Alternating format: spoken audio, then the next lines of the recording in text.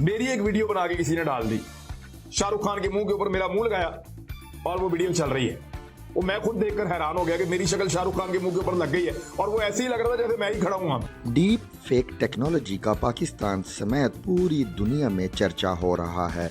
इस टेक्नोलॉजी के साथ ये कहना मुश्किल है कि असल क्या है और नकल क्या।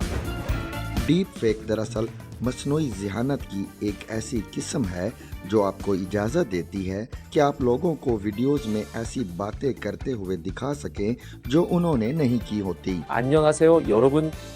제가 진짜일까요? 가짜일까요? I'm an artificial intelligence anchor. Welcome to be deep fake की दुनिया में कुछ भी मुमकिन है। ये पाकिस्तान समेत पूरी दुनिया के लिए एक मसला बना हुआ है। इसके ज़रिए एंकरों, सदारती तकरीरों और मशहूर शख्सियात के बयानात भी जाली हो सकते हैं। इस टेक्नोलॉजी के ज़रिए हम अपने ख़ानदान के उस फ़र्द को भी सामने ला सकते हैं जो कई साल पहले मर चुका होता है। ना सिर्फ हम उस फौत शुदा फ़र्द को स्क्रीन पे ला सकते हैं बल्कि उसका इंटरव्यू भी कर सकते हैं।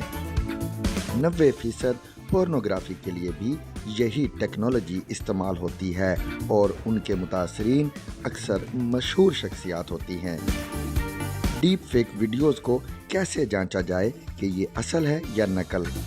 पाकिस्तान में किस कानून के तहत उन अफराद के खिलाफ कार्रवाई हो सकती है जो जाली वीडियोज़ बना रहे हैं? और मशहूर सियासतदानों के बयानात को कैसे चेक करें कि ये रियल है या फेक? ये सब जानने के लिए हमारे YouTube चैनल को विज़िट कीजिए और देखिए लॉ एंड लॉयर्स में डीप फेक वीडियोस की हकीकत। ज़िगज़ैग न्यूज़, क्योंकि हमें खबर है हर खबर की।